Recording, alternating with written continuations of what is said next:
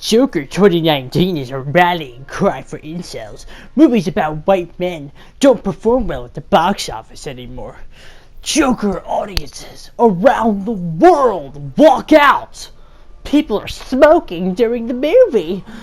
It'll struggle to break $500 million. Oh no, a Gary Glitter song! Ridiculous. It was all ridiculous. It was all for nothing. It was all for nothing. That's the funniest thing about the entire media campaign to destroy this movie. It was all for nothing.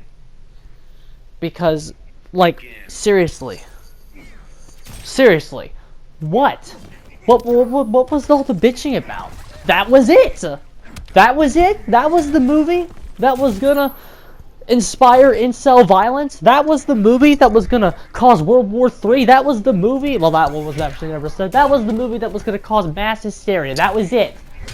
What? A couple guys get shot with a gun and that's and stabbed with a pair of scissors, and that's it. That's the best you got for me. Ridiculous. The whole thing was ridiculous, misinformed, garbage rhetoric. And it was all uneducated flop, is what it was. It was all completely ridiculous. And I'm mad that it was so blown out of proportion in the way that it was. Is what I would have said before if the box office tanked. But the Streisand effect seems to have helped us here when it comes to Joker 2019. So I'm glad they did all this bitching. I'm glad. All in all, I really still don't like their tone. It's like, you know, you ever read articles, like, I've been following this movie, again, like crazy. I don't like their tone. Okay, I'll point to a few examples of the media's tone, still regarding this movie. Maleficent, a few weeks ago, it was projected, okay, Maleficent bombed, right? Maleficent was garbage and bombed at the box office, which everyone that's been following the box office knows that. Maleficent bombed, right? Yeah. And some websites were reporting that on Maleficent's second week, like I hated the whole Maleficent presentation, like Maleficent steals box office crown from Joker. Yeah, on Joker's like third or fourth week. If it didn't get #1, that would be fucking embarrassing. It's like, seriously, like what are these people trying to expect of it? It's some kind of heroic feat to dethrone a movie that's been in theaters for 3 fucking weeks, bro. Joker's drops have been way better than every other movie that I've seen in a very long time. These less than 40% drops every week, no one's reporting that. No media outlets reporting that. We're all reporting that Maleficent, on its first week, was able to out Joker. Like, what the fuck is that reporting? And then on the second week, Joker almost beat it, like they were close, and some people reported early that Joker had beaten it, and then on the very next day, the final numbers came in, and Maleficent 2 barely passed it, and they were like, ha, Joker didn't win after all, Joker didn't win #1 after we like it. It's like, they'll take any little win they can get, because they failed. The media failed, ladies and gentlemen. It failed. The reason they're so upset is because they failed. That's why they say things like, Joker only passed $1 billion because Wonder Woman, Sonic the Hedgehog, and James Bond got pushed back. That's why people are still seeing it. Like, it's everything other than the fact that it's a quality movie with these people. And it's so fucking stupid. They're so fucking pretentious. They just can't say, we lost, we were wrong. Sorry, guys, we're gonna keep... That's why they hate it so much. It's the movie that showed everyone that they were wrong and they were full of shit. That's why they hate it so much, and that's why they will continue to shit on it come DVD sales and Oscar season. They will continue to shit on this movie, especially if it gets a sequel, which we'll talk about. Maybe not today. I have a lot to say. I might forget because I have going on a very rough outline here, and I'm not on anything else. But like, they threw everything including the kitchen sink at Joker, trying to create controversy because they expected controversy and got nothing. And so they tried to create some and it didn't work. They failed. And no, they didn't help. It doesn't matter because Joker has broken all the records. Everything. October opening, biggest October opening ever. Beat all the records set by Deadpool. First R-rated movie to cross $1 billion. First fucking highest grossing R-rated movie of all time. Most profitable comic book movie ever. It stuck it to every major comic book movie in a huge way. And it's like, it's amazing. Like people, like, I debate with people all the time about this stuff, about how Joker's not a game changer. Bruh. Disney and Marvel got their asses kicked with this fucking movie. Like, seriously. Like, the filmmaking is a business, ladies and gentlemen, and the entire way that Disney and Marvel do business was just shat on by Joker. Like, completely shat on. They gave Todd Phillips $55 million, and this man cranked out $1 billion masterpiece. And you don't think Disney and Marvel are gonna change the way they do business? Oh, you're wrong, my friends. If they don't start lowering the budgets on these box offices, because their Joker just came in and made 11 years of MCU build-up look absolutely retarded, because their huge Avengers Endgame, everything was culminating to this, just got fucking wrecked by a clown movie in terms of profits. You don't think Disney and Marvel are taking notice? You don't think the world is noticing that this huge blockbuster was just made for millions of dollars cheaper? Hundreds of millions of dollars less than what they made Endgame with? You don't think they're noticing that? You don't think this movie's a game changer? You don't think so? You're wrong. Know the business. Know how this works. So yeah, I wish more people were laughing at Disney and Marvel for how they just did business for 11 years. You don't need a massive budget to make a good movie. Disney's entire business model shat on, destroyed. And it's one of my favorite things about this movie. So, I covered most of all of this junk before, so I wouldn't have to do it here. But that was just a little bit more I wanted to say, just to rub the salt in the media's wounds just a little bit. But we're not here to talk about all that. I want to talk about the movie. I think the movie deserves it. Right? Like, everyone wants to talk about everything that's going on outside of it, and that's great. But let's talk about the movie, because the movie's what matters. So, a little background on me. Not much. I don't want to bore everyone with background on me. Joker is my favorite character in all of fiction. Joker has been my favorite character in all of fiction since I was a junior in high school. I don't consider myself a cringe poster. I'm not one of those guys that post fucking Joker posts on Facebook that he never said. You know, those fucking cringe people. You know the ones. They fucking post all these quotes like, monsters don't hide under the bed, they live inside of us, quote the Joker. Yeah, I'm not one of those people. And like, I also am realistic about my actual relation to the character. Like, I understand that, like some people actually, like, think they're the Joker, right? And they you know those cringy people. Every character, but like, people leave out that every character has their cringe fan base. Every single character. Undertale has its cringe fan base. Smash Brothers has its cringy fan base. Everybody has their cringy fans. And Jokers just get hyped up more than they should. Which is where the whole incel thing came from. Not entirely, but like, not entirely, but that's kind of where it came from. I mean, I'm the biggest Joker fanboy ever, and I have an active sex life. But like, this character is somebody that I have related to, again, since high school. And again, I understand that there are differences. I would never commit violence on any person if I can avoid it. And like, I understand the differences. I'm not one of those fucking cringy people that goes, the Joker is life. But I have a genuine relation to this character, and I have since high school. This movie was important to me for a lot of reasons. Once it started to come up that this was actually going to be good, this movie became super important to me on a personal level. And I think that's why I got so upset when the media started hounding it and it was review bombed. Like, this movie was important to me on a level because this character, I find, genuinely communicates things that I have trouble expressing myself. Like, again, through all those cringe posters, like, I hate the cringe posters, but on a certain level, I get it. I do get it on a certain level. Because, again, Joker fans aren't the best at communicating themselves, which is why you get cringy shit like that. But, like, that's just part, like, we have a hard time communicating things. And I've met enough Joker fans to know that about us. And I don't, again, I think I'm like a 2 out of 10 on the cringe scale. I'm sure I can do things that are pretty cringy. I think we all do things that are cringy sometimes. Especially when we look back on them years later. But, like, so I had, as soon as I heard about all the praise it was getting, my expectations shot up from 0 to 10 really, really fast. And again, this movie became important to me on a personal level before it came out. So I was going in there ready to rip it apart if it needed to. I wasn't never one of those people that was going to go in there and just sing its praises.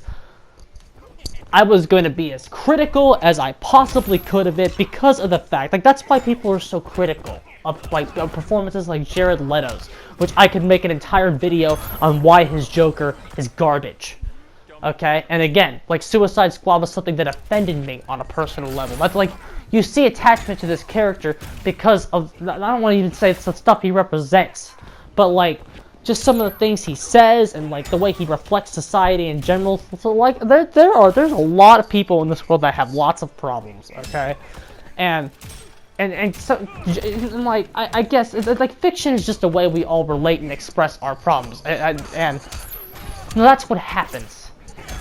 And so, again, I know I just got on another tangent, so, like, what I'm trying to say here is that before I start singing this movie's praises, I want you to understand, I tried to go in there or just tear this, no, I don't want to say tear it a new one, but I was looking for flaws as much as I could, as I was straights. But, like, leaving that movie theater, I don't know anything bad you can say about the fucking movie. I don't. There was one thing that kind of bothered me at the very end, but as soon as I went home and reflected on it, it was fine. And we'll get there once I actually get there. But this movie is a fucking masterpiece. And, like, I mean, I wish, this is like the part where I kind of wish sometimes that my opinions of this character weren't well known to everybody around me, and, like, but like, because I feel like because I love the character so much, that my opinion doesn't mean as much when I say that it's a masterpiece. But this movie is a masterpiece. I don't say this to you as a Joker fan, I say this to you as a fucking writer. I say this to you as somebody that has studied I've studied the English language, and I've studied narrative for 4 years. I've had a class on, I'm not a film major, but, like, I'm an English major. I've studied storytelling and different ways to do it for years. This movie's a fucking masterpiece. This movie would be a masterpiece if it was called Arthur, and there had nothing to do with the character of the Joker at all. This is a good movie. This is a good movie on more levels than anybody gives it credit for. There is a reason that non-comic book fans went out to this movie. And besides the fact that it's Joker, there's a reason that Martin Scorsese, who just ripped the MCU a new one, said that this movie's a work of art and a masterpiece. There's a reason for all of this stuff. There's a reason. You know how this ends. There is a reason that people went to see this movie. In my case, 7 times. Other people's case, 9, 10 times. There's a reason for that. There's a reason for all of this stuff, because it's a good movie. It's not even a movie. It's a film. I remember, I believe this was my 5th showing. I went with some friends. 4th or 5th showing. And, like, I walked out and my friend's like, we were talking about it, he kept calling it a movie, and, like, he stopped himself, he's like, I'm not even gonna call that a movie, that was a film, is what that was. It was a film. Like, the things that went into that, because when you have, it's like I said with my Halloween review that I just did, when you have a low budget like that, your storytelling and your creative ideas become more of a resource versus the budget. It's the soul that you put into your craft. That's what everybody that worked on this fucking project did. And that's why something like Captain Marvel and Ant-Man and the fucking Wasp and other MCU movies, they will never have the soul that this movie has. I'm not just ripping on Marvel. Justice League, Batman, Superman. Like, there's a reason that this movie had more of a soul than they did. Because the people that were behind this project were behind this project for reasons other than to fill their pockets with money. They were behind this project for personal reasons because they had a vision, a story that they wanted to tell, a message that they wanted to send. And we saw that as an audience. That's why this movie hit $1 billion. It didn't hit $1 billion because it had the Joker in it. That helped, I'm sure. That helped make marketing easier. That helped people draw people to the theater, sure. But like, it didn't hit $1 billion because of the Joker by itself. If this movie was trash, it wouldn't have hit $1 billion. There was something about the intrinsic quality of the movie that is why it hit $1 billion. By people who knew what they were doing and knew how to act. There was a vision here. And if like, and that's something that, again, like franchises like Marvel and Disney, Star Wars, they don't have the heart. When you have the heart, people see it. And as much as people want to say this movie's negative and dark and gritty and dark and dark and it's dark and it's dark, it's a movie that's not even dark when you really think about it. It's a movie about love, and it's a movie about compassion. It's a movie about empathy, understanding the person or next to you.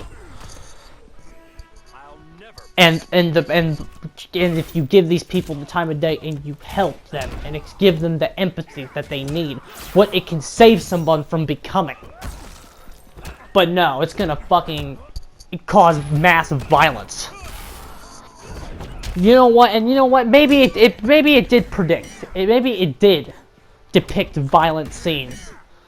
But that's just because, you know what? People need to see them. I think the violence in this movie and the themes it tackled, again, were needed. People needed to see that. Because there's a reason people were so disturbed by the violence in this movie. And then, like you can go watch Jason Voorhees scrunch someone's head and their eye pops out and we laugh at it. But then there's a reason Joker just shoots someone in the head and it's said it's like the most violent movie ever.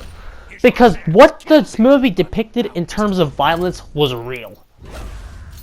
That was real violence. I mean, of course, like, real, it wasn't real, but you know what I'm saying. What Joker depicted was actual fucking violence. I have been in violent situations before. I'm not a gangster or anything, but I've had my fair share of violent confrontations. Real violence is fast. Real violence doesn't have long, drawn-out death scenes or fight scenes. The real violence is snap of a finger, fast as fuck, and then you're left contemplating it. The slow part of violence, the dread of violence, is all after it's over, which I think this movie captured it perfectly. That's why people were disturbed by it, because of how real it was. And since when is that a fault? Since when is realistically capturing something a fault? Since when is giving you the real emotions from actual fights a fault? Ridiculous. The reviews of the Joker that were saying it was dark and it disturbed them, ridiculous. You're right, it did disturb you, because that's what it was trying to do. The things it depicted, it was depicting them accurately. Ridiculous reviews. Ridiculous. So, getting into the plot of this movie, finally, after all of that build-up, let's talk about the movie. First of all, I don't think we're getting to the plot yet, actually. I want to first talk about Joaquin Phoenix. Joaquin Phoenix did an incredible job. His performance is haunting. His performance made my girlfriend cry. His performance and the events of the movie, just like haunting performance. we haven't seen anything like it since fucking Ledger in 2008, dare I say. Again, something about this fucking character just brings out gold in people. Every scene he's in, which is the entire movie, he steals and elevates to new heights that it wouldn't be if he wasn't in it. This man is absolutely incredible. And, like this, I mean, this is my first exposure to this man. I've heard a little bit about his work, and I've like heard some of the stuff he's in, and like he's been snubbed of Academy nominations before. He hasn't snubbed. He's gonna get snubbed this year, but I know about this fucking guy's reputation, but like to see him do his crap and go to work, you can tell he gave a shit about what he was doing in every scene he was in, and that's why he you walk off set, you get irritated, because this man's carrying the movie. If this man's performance doesn't work, the movie falls apart, which is how a Joker movie should be done. TBH.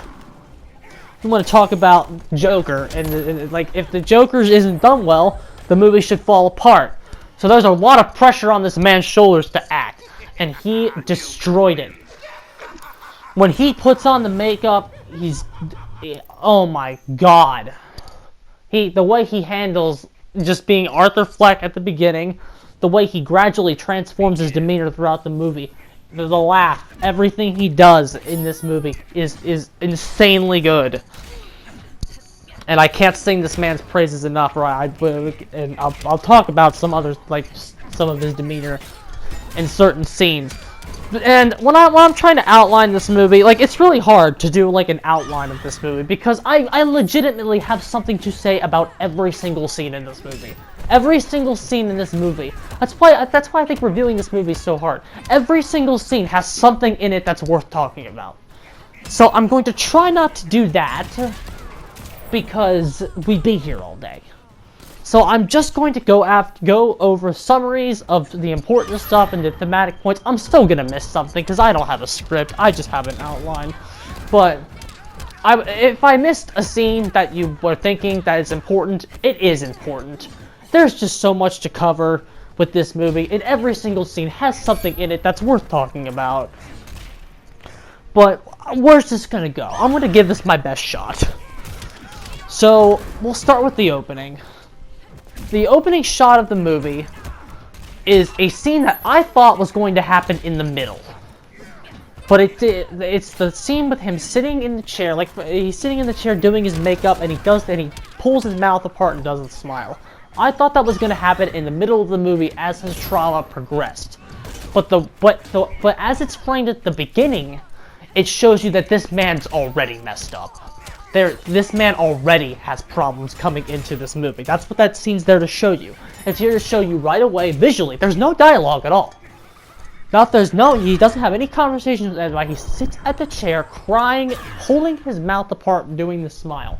Right away, we're using imagery, cinematography, and Joaquin Phoenix's facial expressions to indicate that this character is not well. This character, Arthur Fleck, is not mentally well. And guess what? He didn't need a fucking damage tattoo on his forehead to do it.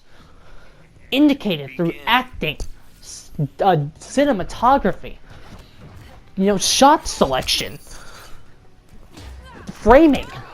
We filmmaking, people. I'm not saying I'm an expert at this whole thing, but fuck. We used filmmaking and no dialogue to convey that this guy's fucked up. And that's like now that I've seen the movie, I can't imagine any other opening for it than that scene, because it indicates right away that this guy has fucking issues. Then after that, he gets to the start of the movie with him dancing, and then the sign scene from the trailer plays, and the kids grab the sign, beat the shit out of them, and then we are right away introduced to one of the most haunting aspects about this movie, the score. As he is laying there, and Todd Phillips lingers on the shot. He lingers on this shot of Arthur Fleck lying on the ground, just slowly pulling out. The song starts playing. It's slow, foreboding. He lets the image of him lying on the ground play out and just slowly draws the camera back. The score is booming, and like on opening night, because I went opening night, October 3rd, so loud. The score is just booming through the theater, and then it comes on the screen, Joker, in bright yellow, and the score is booming. And it's like, holy fucking shit, this movie has lured you in. Like, that's, again, that's what I said about openings. An opening's job is to lure you in. But like, just the only two words that Arthur Fleck says in the opening is stop them, right? I think he might say, like, other things as he's chasing the kids, but there's no interaction between Arthur Fleck and any other significant character in the opening scene of this fucking movie. It's all done through score, the directing, cinematography, done through all other aspects of filmmaking besides what's taking place. We're not even into the plot yet. Well, I mean, we kind of are. The sign has a little bit to do with the plot, but like, just that throughout any dialogue and any character interaction, we know everything we need to know about this guy. And then we're taken to the therapy scene where he's sitting there in the chair, smoking the cigarette, and he says, is it just me or is it getting crazier out there? Like, you all know the scene. So there's no need to play it out. We get the bus scene, and like, there's so much to talk about here. He gets the card with the laughing condition, and then he's going home, and then again, the music's playing, he's walking up the stairs, and he goes, like, the score is just showing you how miserable this guy's life is. Miserable. It is absolutely miserable. And like the way he walks, and it's like he checks the mail, which he does multiple times. Like, you get a sense that this is what it's like every day for this guy, just based on like the long shots, the way he does it, like the way he seems to like look down as he's walking, and he knows where he's going without even looking at it, because he's been here before. He's been doing this every single day of his miserable life. And you see, he is, like, depressed. Just frowning the entire time. There's no joy in him at all. The way he slouches. The way he slumps over as he walks. Just miserably through the streets. He needs help. He's passing all, like, it's so obvious that this guy is just fucked right up. And then he goes home, and then you see the Murray Franklin show, which we could talk about color paleting all day. Like, there's obviously some color stuff in this movie, too. Is the scene with Murray Franklin. It suddenly becomes bright and colorful, and he's happy. Like, we get it's an obvious hallucination. It's obvious right away that the scene isn't real, because of the way he carries himself in the scene with Murray Franklin. In the hallucination scene, he's definitely smiling. He's doing more things. He's livelier. He's smiling more. He has a bit more confidence. He stands up straight. Like, there's lots of subtle cues in this movie. Like, this stuff is present throughout the entire movie. The interactions that are done without dialogue, just through acting and facial expressions, ridiculously good shit. So the Murray Franklin scene is important. The one at the beginning is important because we see the characters having delusions. We see he's wishing he was somewhere else. His life is not good, and he wishes that there's a hole in his life, and he wants to fix it. That's what's being conveyed. I guess the next scene after that would be the scene where Randall gives him the gun because of the beatdown he took at the beginning.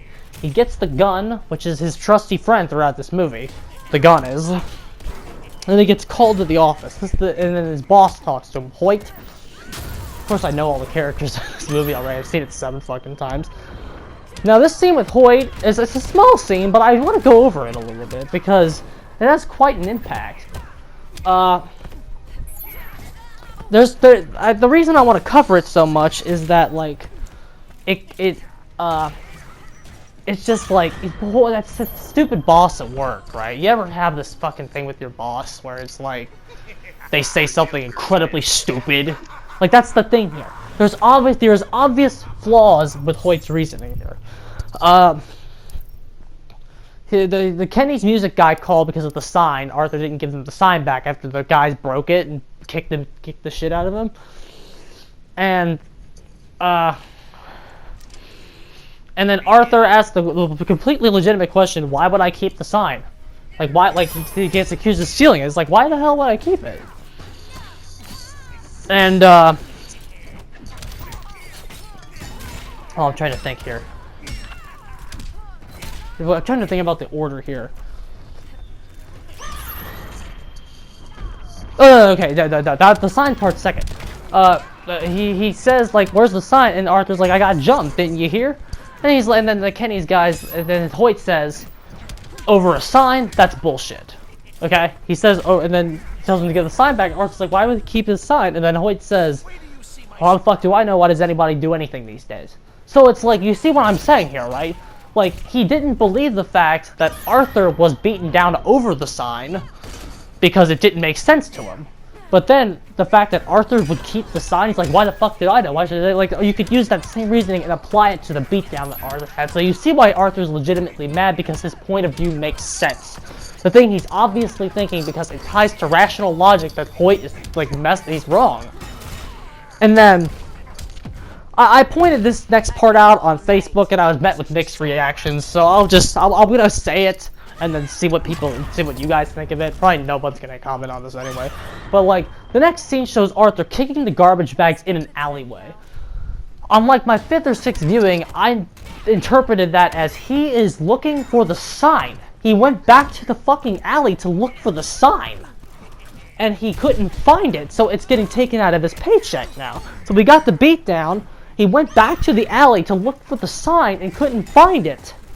And that's why he's so frustrated, because he went back to look, and it, like, that's one of those things. Like, as soon as I saw that, again, on my 5th or 6th viewing, the emotions came right back, as if it was the first time I've seen the fucking scene again.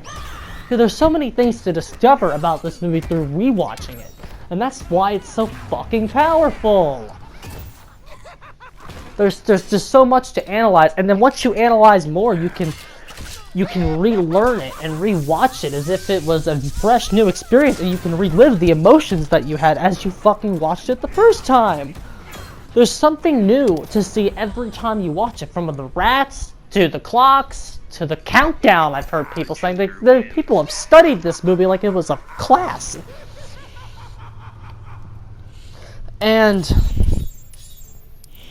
like, it's such a crazy, insane movie. And like, here's where the writing really gets good. After the scene where he's kicking the stuff, we now go and we start the Sophie plotline, right?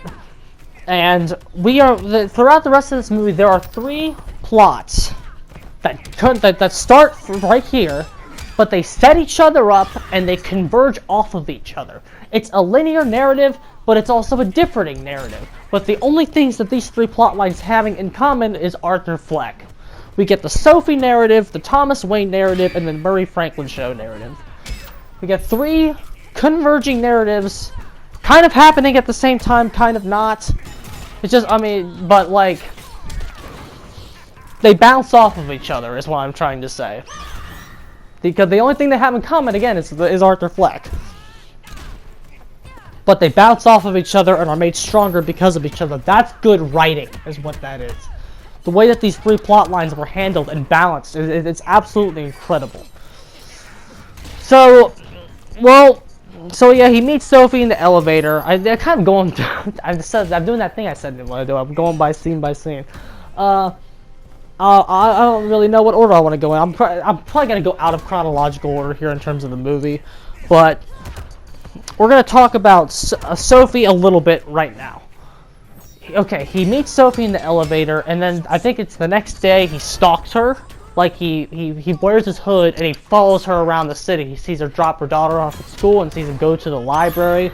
And then later on in the day, that night, I'm assuming, she shows up at his door and is like, hey, were you following me today?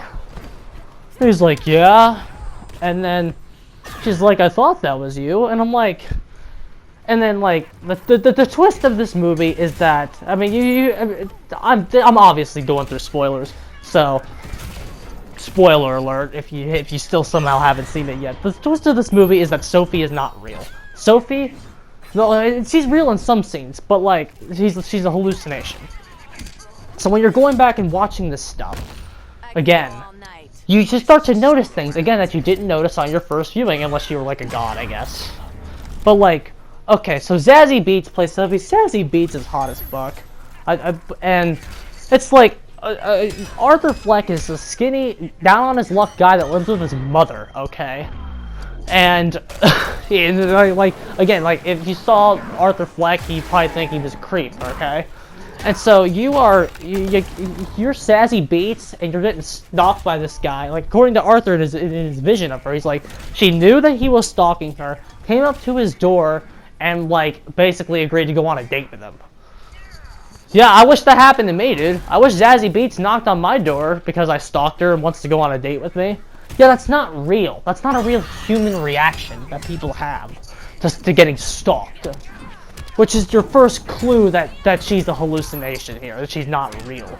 And then he kind of looks down the hallway and it kind of lingers on it for a second.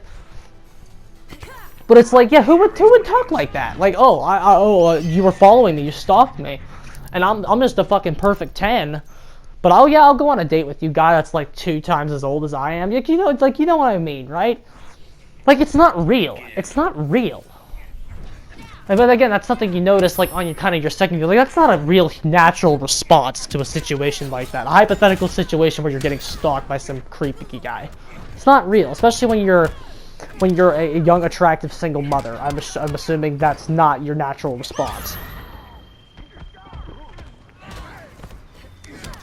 And so then the next thing where I'm going to go over is the hospital scene, where he's dancing for the kids, and then he drops the gun, and he gets fired, and that leads to the subway, right?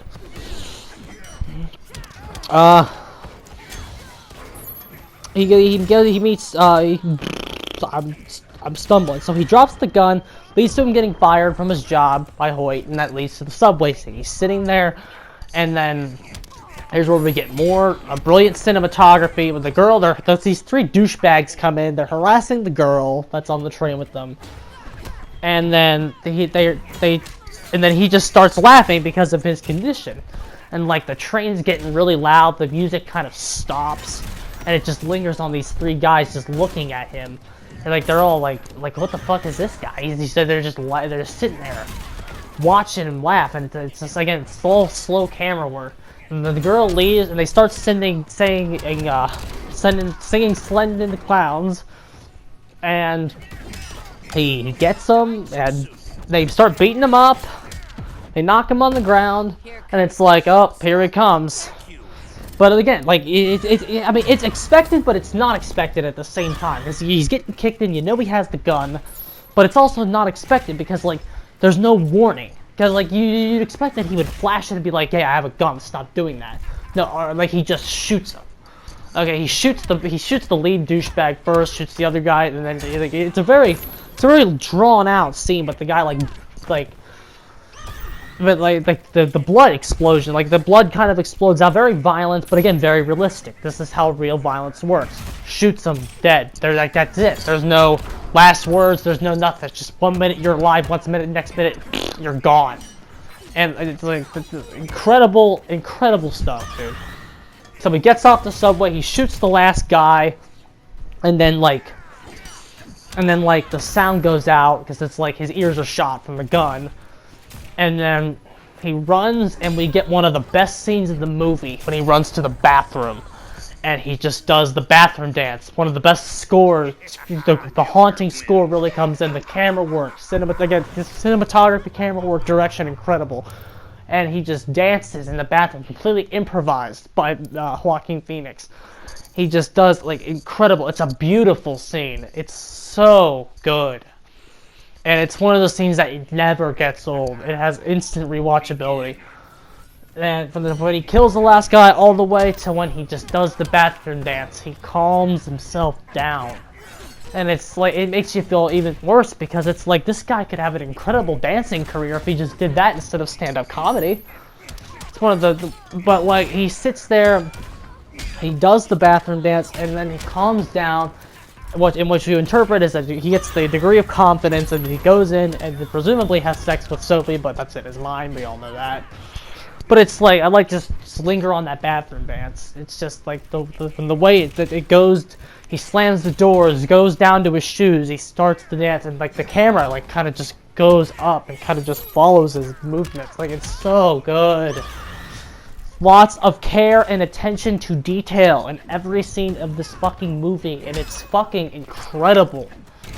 Like, it's like the smaller stuff, dude. This has nothing to do with anything that like even the Joker that's on screen right now, the Injustice Joker, like this movie, like Arthur Fleck's a completely different character than Heath Ledger's Joker or the Injustice Joker. Like, this is not the same character at all.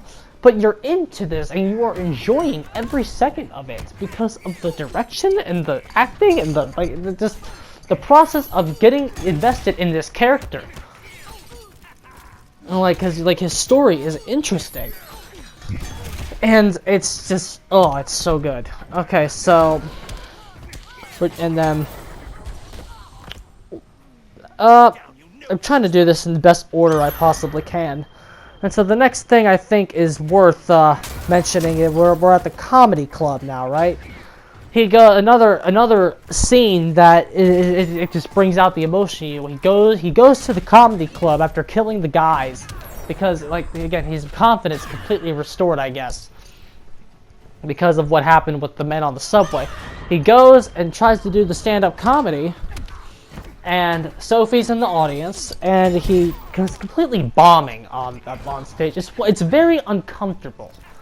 And like, it's one of those scenes, like, on your first viewing, it's gonna make you shift in your chair uncomfortably because you feel bad for the guy. You know, like, it just kind of brings back, like, you ever had a guy in speech class who didn't know a speech? But, like, those are the feelings that you get when you watch it. Like, you feel bad for him, but at the same time, you feel bad and you wish it was over at the same time. Like that, like, again, very realistic. Like, it's like you're actually there watching this guy bomb. And like that, again, that's what they were going for. These emotions aren't bad. Like, because you're uncomfortable, the movie's doing its job. And like, so it's like, did this scene make me uncomfortable? Yes, it did. So, like, what more do you want, people? This scene is working. If you're experiencing the intended emotion that they wanted you to feel, the scene is working as intended. So this guy's completely bombing, but Sophie's sitting there in the back, chuckling and laughing at everything. She's not real, people. It's more clues that she's not real. This foreshadowing is there, and when you go back, you can see it. And so then that leads to the date, and then we start to get to the stuff where, like, he's a hero. I mean, I think there was a little bit before this. I think they stayed him on TV with the mom, which was part of the Thomas Wayne plot, because I think Thomas Wayne was on TV before that. But, like, the aspect of the killing the 3 guys on the subway, they all work for Wayne Enterprises. And so it inspires some of the class warfare that's starting to happen in the film's universe.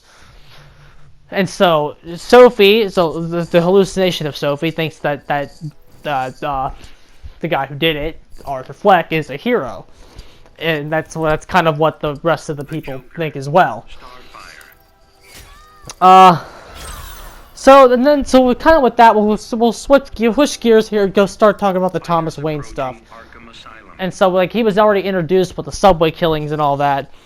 But then he started, like, the whole movie, his mom's getting these letters, and like, he opens them, finds out that he is the illegitimate son of Thomas Wayne through the mother. And so, like, is this real? Is this not real? Like, because this makes Joker and Batman half-brother in this universe, if it's real. And, like, this is one of those plot threads that there's varying interpretations of how you can look at it. You can look at this any way that you want. Because, like, it's like, I mean, the first time it's clear. The first time you watch it, clear and straightforward, but then it's like, there's stuff that doesn't add up about this whole plot line. That's the intriguing thing about it. There's stuff that doesn't add up about the entire movie, and that's what makes it so good. So, he's the son, and he goes to the train, he goes to the Wayne Manor, and we get the scene where he meets a young Bruce Wayne at Wayne Manor. And, what makes the scene is the score. The scene would not be half as effective if the score wasn't there. The score, like, the characters don't know it yet, but the audience knows who they are, and they know the future relationship that they will eventually have when Bruce Wayne becomes Batman.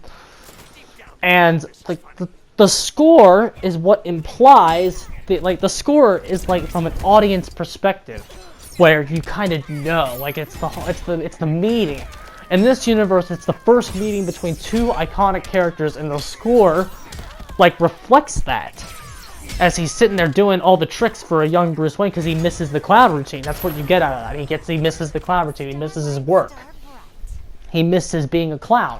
Because you can tell that he misses being a clown. And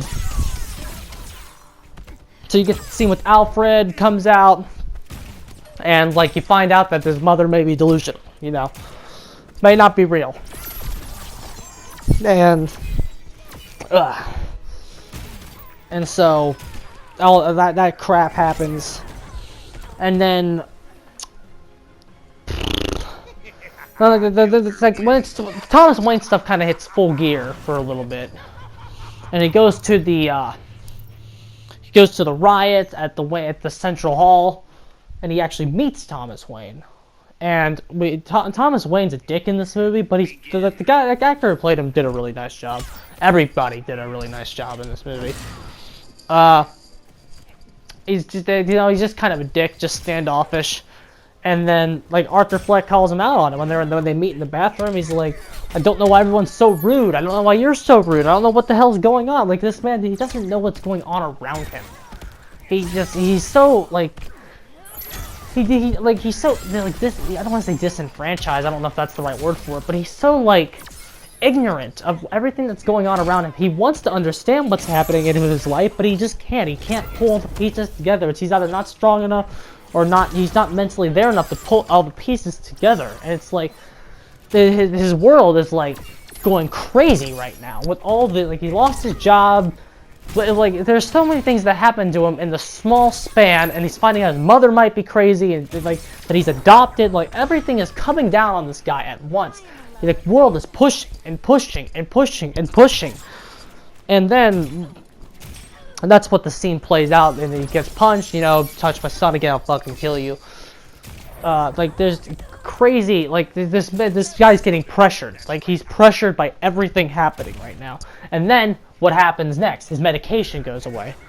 I don't know if, like, again, I don't know if this is the right chronological order, but like the state cuts the funding to his medication and his social services. So he stops getting the therapy. Like, his therapist, he has a tense relationship with her, but he obviously, like, there's an obvious connection that he has with her because of the fact that, like this is the closest thing he has to a friend. And like, and it's like, you can, here comes the, like, the racial interpretations of it. Like, people say this movie was racist, that's a joke. The character of Arthur Fleck obviously has a comfort, like, it could be intensely argued that he has a, like, relation to African Americans versus, like, being racist. I don't know where all the racist, like, people are calling this movie racist. What the fuck? It's like, what are you talking about? First of all, Arthur Fleck has an attraction to a black woman. And the scene where he goes into the asylum and he's talking to the black guy about how now he's not happy, it's like, this character seeks comfort in African Americans. That's why he did that, because the black guy reminded him of his therapist, and that's why he did that. Because of the color of his skin, not because he's racist, but because he's delusional, and because, like, he associates African Americans with positive things and positive aspects of his life. That's where all the stuff comes from. You had to make them black because they couldn't be white. In order for, because sorry, this is just how it works. If those characters were white, this message would have flown over everyone's heads. Like, the fact that he sees, like, you could, like, just because he's kind of not there, he's kind of mentally not there, he has a certain relatability and comfort in African Americans. And, like, they had to be, well, I guess they didn't have to be black, but they had to be a different race and a different ethnicity for us to realize that that was going on. And so his mom has, like, the heart attack, right? And, like, she's put out of commission for the rest of the movie after she gets she kind of has a stroke, seizure, I don't know what they said, a stroke, I think that's what the doctor said. The doctor said she had a stroke, yeah. And so she gets taken out, and she's bedridden for the rest of the movie, and that's when the Murray Franklin plotline gets going. And, like, you know, like, here, an excellent use of the Sophie delusion here, where he's sitting in the room, and the character of Sophie is patting him on the back, and she kisses him, and then she leaves the room. And the character of Sophie leaves the room, and then that's when reality comes back. Like, again, this is all subtle stuff that Sophie's not actually real. As soon as Sophie, the delusion, leaves the room, the reality, the Murray Franklin show with his tape on it, begins to play. So like he's in this delusion land. Sophie the delusion leaves. Reality comes, kicks him right in the face, and Murray Franklin starts making fun of him on the show. And when he starts getting made fun of on the show is when shit starts to get real. You see again, music stops, camera zooms in on his face, very slow. The heartbeat, and you can feel, you hear his heart rate racing fast. His character's not well.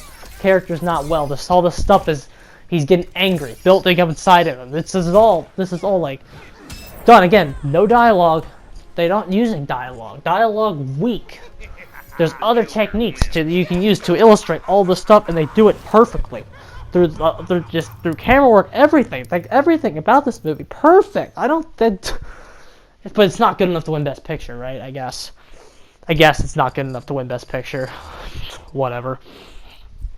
And so he gets invited on the show. Then kind of the next day. I don't know if that's exactly when it is, but like yeah, he gets the call the next day. Well, no, because that happened first, and then he saw Thomas Wayne. Then he went in the fridge. That was weird. He's just being weird. Getting in the fridge. I still have not found a thing about that, so I don't really know what to say about that. But yeah, he gets invited on the show, and then that's when he goes to the asylum, and we get the scene with the social worker I mentioned earlier. Steals the file and leaves. Finds out that according to the file, he was right, and Thomas Wayne was right, and he was adopted, and he was adopted. Mom was crazy. We get a flashback, all this stuff. He's tied to the radiator as a kid, and he was abused by the mom's boyfriend. Child was abandoned.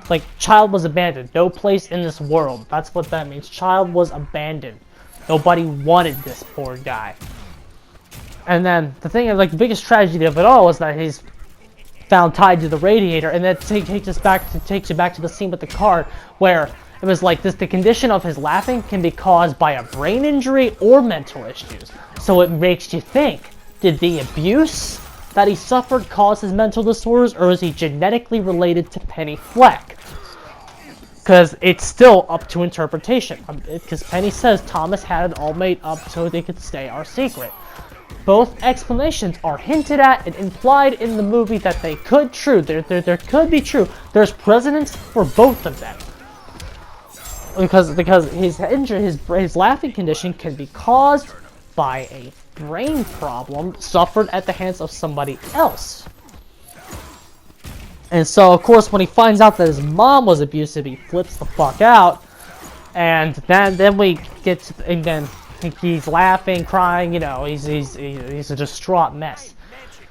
And then he goes home, we get a big loud score, the rain just pouring down on this guy. And there's a lot of, some parts I've heard interpretations say he's washing away all the lies, whatever floats your boat with that one. You could say that it's the rain could be all the pressure that's coming down on him at once in these moments. And then you could make the argument that he snaps right then and there in the hospital. Because then we get the Sophie scene, and I'm kind of running out of time for this first part. I will cover everything from the Sophie scene to the end in my next part. I'm gonna go ahead and cut it off here for part 1. A lot to say about this fucking movie, bro.